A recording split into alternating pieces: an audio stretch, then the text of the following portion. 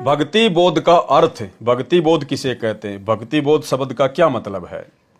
परमात्मा की पूजा का ज्ञान, भक्ति पूजा अर्चना प्रेम भक्ति से मोक्ष होता है। भक्ति बोध का अर्थ होता है परमात्मा की पूजा का ज्ञान।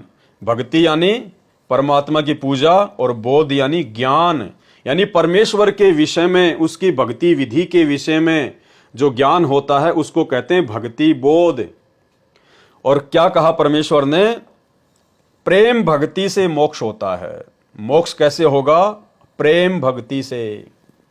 यानी इस ज्ञान को समझने के बाद में हमारा प्रेम हमारे गुरुदेव भगवान के चरणों में इतना हो जाना चाहिए कि उनके अलावा हमें कोई और परमेश्वर के रूप में दिखाई ही ना दे।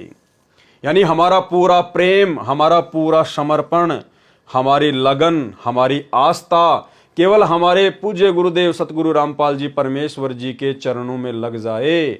हमारा सारा का सारा प्यार प्रेम हमारे गुरु जी के प्रति समर्पित हो जाए, उसको कहते हैं प्रेम भक्ति। अब यदि हम अपने गुरुदेव के रहते सहते इस कागज की फोटो को परमात्मा मानकर पूजेंगे तो भाई और बहनों, हमारा जो प्रेम है वो पूरी तरह से गुरुदेव भगवान के प्रति समर्पित नहीं माना जाएगा, क्योंकि हम गुरु जी को तो गुरु बना रखे हैं और भगवान मान रहे हैं इस कागज की फोटो को। तो हमारा थोड़ा बहुत जो प्रेम है वो हमारे गुरु जी के प्रति है और बाकी जो प्रेम है वो इस दाढ़ी मूंछ वाली कागज की फोटो के प्रति है, क्योंकि ये तो आपके लिए भगवान है और ये आपके लिए आपके गुरु हैं। तो आपका ज्यादा प्रेम तो भगवान में है, थोड़ा प्रेम गुरु जी में है, तो मोक्ष नहीं हो पाएगा। इसलिए यदि हमने पूर्ण मोक्ष प्राप्त करना है तो परमेश्वर जी ने अपना विधान बता दिया, प्रेम भक्ति से मोक्ष होगा। और प्रेम भक्ति का मतलब है जिस भक्ति पर हम लगे हैं, जो भक्ति हमें जिसने प्रदान की है।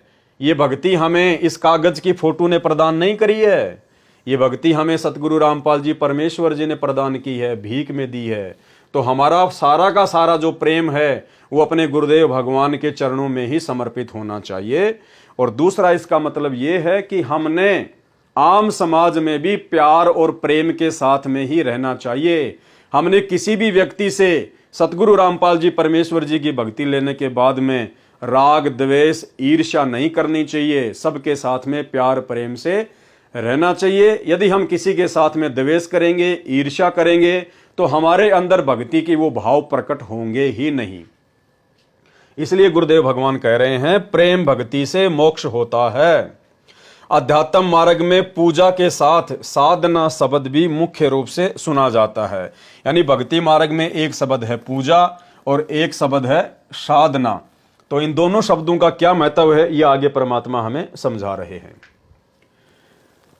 सवाल उठेगा, क्या पूजा और साधना भिन्न है?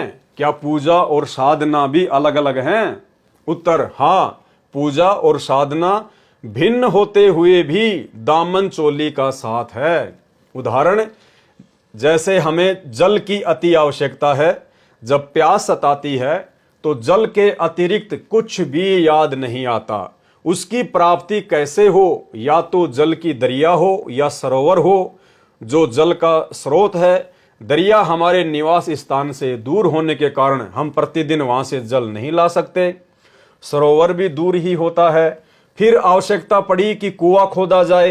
अब वर्तमान में नल यानी हैंडपंप अधिक उपयोगी सिद्ध हुआ।